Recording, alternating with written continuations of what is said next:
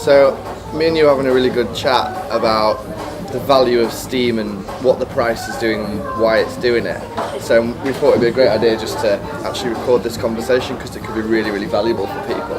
So if we just sort of pick up where we left off, you were talking about the behaviour of Steem users, how people should be using their upvote power and maybe the result of what they do with their upvotes on the price of Steem that they might not realise. Yeah. We'll just sort of recap a little bit. Yeah, so I'm an investor in Steemit, and so I'm looking for ways to make sure that the Steemit ecosystem grows and that the price grows, that there's value created on the Steemit platform, and that kind of reassures my investment as an investor that the platform is doing well, and that it isn't going to disappear and go away, right? So I'm trying to look after my investment that way. So as a result, I've followed it over the last year and a half or so. I started investing in it a year ago, and I've seen the price movements and watched the way the price moves. And it's very typical of a market that's kind of got a lot of weight in one area, and it slowly sells off. So what happens is the price will boom. So it's happened twice in the last 6 months or so. The price has boomed from like 6 cents to, I think it was about 30 cents in about 2 or 3 days, and then it sold off. And then the price boomed again from about 20 cents to $2.80, right? It was absolutely ridiculous. Everyone was having a party, it was fantastic, yeah. But what happened then since that time, that was about 4 months ago, in probably June time. And since then, the market slowly sold off back down, and it's now sitting just below $1. So from an investor point of view, it's quite frustrating, right? And obviously the Steemit platform needs to hold on to its investors because that's where the value of Steem comes from. And it's their value that's imported into the platform, steemit.com, that gets distributed to the bloggers. And if there isn't the right type of value being created, that value gets sent off the platform, and therefore the price slowly drops down. And I think this is really the reason that the price has suffered. And I think it's very typical of behaviour that when the price pops up high and then there's an overvaluation, it slowly sells off in a very frustrating 4-month downtrend, yeah? I think there's a lot of people that are on Steemit that sort of just accept this as being part of the ecosystem. And in fact, I think I have a reason for it, and I think we should be trying to discourage the behaviour behind that reason. So I don't know if you want me to go into what that is and discuss a bit more. So there's a lot of bloggers on the platform who are doing great work, yeah. There's a lot of new people who are trying to learn to blog, and they're all sort of on Steemit to try to earn money, right? Which is great, yeah. It's what the whole thing's for. There are, however, also whales on Steemit who have a massive amount of Steem, and the amount of Steem is concentrated in a few individuals' hands, right? So one of the problems is that they don't have enough eyes to see all the value on the platform, for a start. And then secondly, there's a lot of in-voting going on where they're voting for their friends, and it's not necessarily the most valuable content. They're upvoting their own comments and making a lot of money for themselves, right? So what happens is I haven't measured this, but I get a feeling that you have a concentration of wealth on the platform into the hands of several individuals, yeah? And what we should be trying to do is spread that wealth into value creating initiatives on the platform rather than keeping it in between our friends. Now, I think this is something that will self-correct over time. Might take a long time, but it will self-correct, and I think the ecosystem will eventually sort of self-regulate. But at the moment, there's sort of this incessive behaviour of self-upvoting and upvoting your friends and things like this, and it's not valuable content, right? So as a result, the people that are receiving those upvotes, they can very easily not sort of respect the Steem that they've been given, and the Steem power, therefore, also isn't being respected. So they'll easily sell their Steem into the market. And it's this kind of selling pressure that drops the price of Steem over a certain amount of time. It's nice and slow, and it's a continuous drop.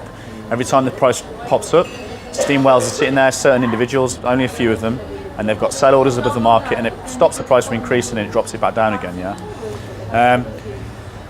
So I think the solution to this, right, it's not like going out and shaming these individuals and saying, oh, you telling them off or anything like that. I think Steemit's going to be what Steemit's going to be. It's sort of kind of voluntary platform. You do whatever you want on it. And that's fair enough. The rules are built in that way. It's fantastic, really. But what I think that Steem whales in particular should be doing is they should be looking for valuable content, right? Value creation content, not just valuable content. But what I mean by that is, what type of activities are people doing on the platform that are going to add value to the Steemit network? Yeah. So if there's someone that's going to advertise on, maybe advertise a banner on a concert or in a stadium or something that's going to be on TV, that's going to boost the Steem price, right? If there's someone doing an activity that is going to tell more people about Steemit, that's going to boost the Steem price. It's going to increase the size of the network. If there's someone doing a project like making an app that's going to help people into Steemit or help people's experience on the platform, make the platform more valuable, that's also going to boost the value on the platform, right? So what we should be doing as responsible Steem whales is, rather than upvoting our own content or making as much Steem as we can for ourselves and put it in our pockets, because ultimately that's going to concentrate the wealth into fewer people's hands, and it will result in the whole Steem price crashing anyway.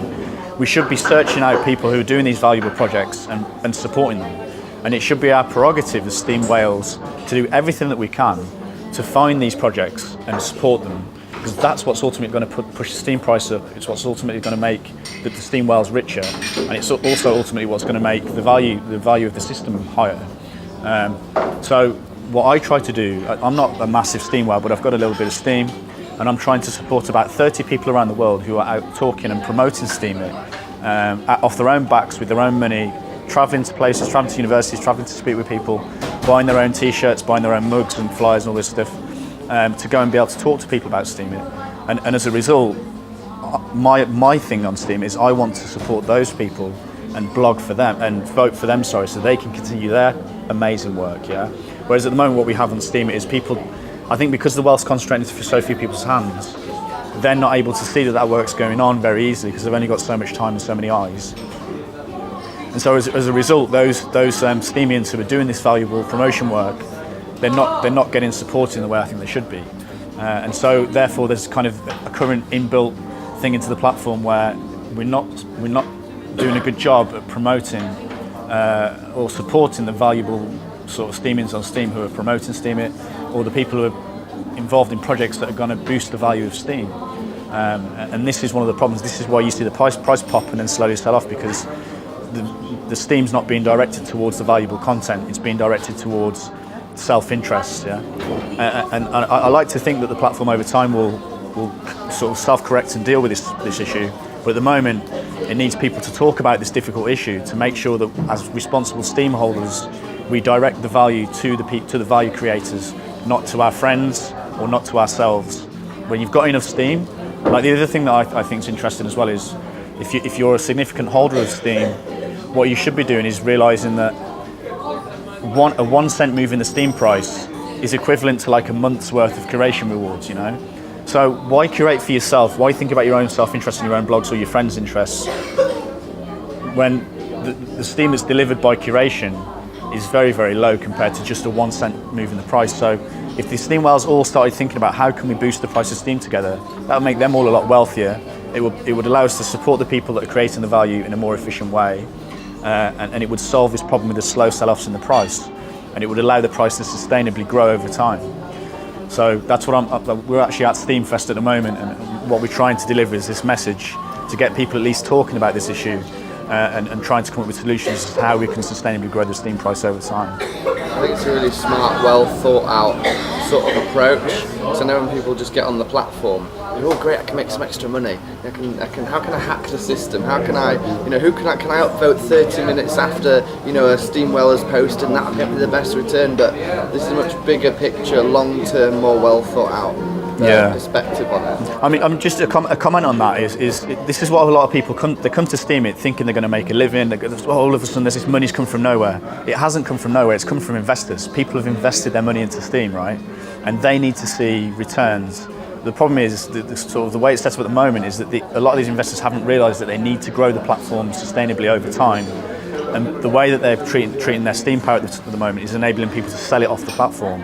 And the people that come onto Steem thinking, I'm going to earn some money, they never consider where does that money come from and why has the Steem ecosystem got value in the first place. It's because of the investors. But it's sort of this incessant behaviour of constantly sending value off the platform to allow people to sell the Steem into the market. It puts the downward pressure on the price. It's quite frustrating to watch as an investor, basically. That's one side of it, which is really important, which is the human behaviour side. Another thing that we touched on was the technology. So obviously currently there's the 13-week power down. So if you want to get rid of your Steem, if you do want to sell your Steem, you've got to power it down. It takes 13 weeks to turn back into liquid Steem before you can cash out the platform. which is great because it gives people incentive to stay cashed in for longer. But effectively, if you're constantly cashing out on a regular basis, the 13 weeks doesn't exist because you just keep doing it regularly, you keep getting paid out further down the line. So if you keep doing it, it's continuous. Do you think there's anything that the developers could do that maybe they could assist the 13-week power down? Yeah, I do. I think we've discussed with Stephen Kendall quite a lot as well the idea of steam bonds, and it basically it's nothing more complicated than allowing people to select how long they lock in for, right? So instead of just being all of us all locking in for 13 weeks, you could power up and lock in for 3 years, right? And the resultant reward for that is you get a higher curation fee. Yeah, so that would require a fork on the blockchain, and what it would allow you to do is, like someone like me and Stephen, who are in it for 7-8 years, I've got a very long-term view on this. I could say, well, I'm going to lock in my steam power for 7 years, yeah, and therefore I'd get a return that's slightly higher than locking in for 13 weeks. So I'd have an incentive to lock in my steam power, and I'd be rewarded proportionately for the amount of time I've locked in for. At the moment, everyone has to do 13 weeks. So what that would do then is, instead of people continuously powering down over the 13-week period, it would incentivize them to lock in for longer because they get larger rewards in the long run. So that's a way, and then you could even open an exchange to trade the steam bonds on an open free market exchange. So you could trade the interest rates on a free market, and so that the free market could decide what the interest rates were for locking in steam in the long run. I just think that would be an amazing progression of the platform. At the moment, it's kind of very basic, 13-week, that's it. You could also select 2 weeks, right? You get a much lower reward for it, for your curation fees, because you're showing a much shorter term view. But you could lock in for 7, 8, 9, 10 years, and each one's got a slightly increasing interest rate return on your curation rewards. Absolutely. So I think that's one way to combat the sort of 13-week lock-in problem. Yeah, I think that's smart. It's really cool. Yeah.